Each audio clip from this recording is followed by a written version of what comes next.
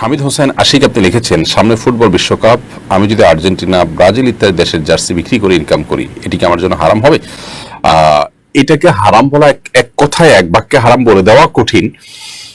তবে এটি ঠিক যে সন্দেহাতীতভাবে এটি কোনো ভালো উপার্জন নয়, এবং এর ফলশ্রুতিতে যে উন্মাদনা হবে, কুফার বা আল্লাহর প্রতি যাদের ইমান নেই সে মানুষগুলোর প্রতি ইমানদাররা তাদের ইমানের দুর্বলতার কারণে, চেতনা বোধা হয়ে যাওয়ার কারণে তারা যে তাদের প্রতি ঝাঁপিয়ে পড়বে এবং তাদের প্রতি আকৃষ্ট হয়ে পড়বে, সেটা বলাই বাহুল্য।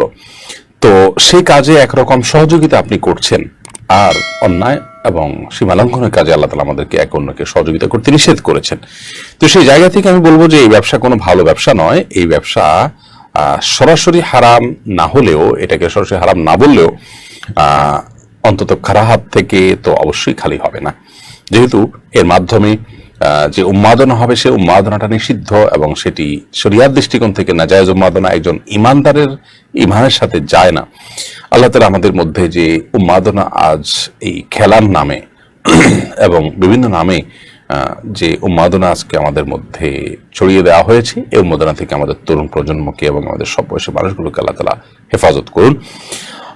এবং এই পাগলামো, এটার কারণে আল্লাহ তাআলার কাছে আমাদের ঠিকই জবাবদিহিতার মুখোমুখি করতে হবে। আমাদের এই জজবা, আমাদের এই প্রেরণা, আমাদের এই চেতনা, আমাদের এই জোশ, এগুলোকে আমরা কোন কাজে ব্যবহার করলাম, তাতে দুনিয়াবি এবং পরকালীন আমাদের কি কল্যাণ সেখান থেকে আসলো, আল্লাহর দ্বীনকে বিজয়ী করার জন্য, আল্লাহর দ্বীনকে প্রতিষ্ঠিত করবার জন্য, আল্লাহর দ্বীনের উপরে নিজে চলবার জন্য আমরা কি কি আপনার জজবা এবং জোশ এর কাজ আমরা করেছি, আমাদের চেতনাটাকে আমরা কতটা শানিত করতে পেরেছি, সেই বিষয়গুলোর জন্য আল্লাহর কাছে আমাদের কিন্তু জবাবদিহি করতে হবে।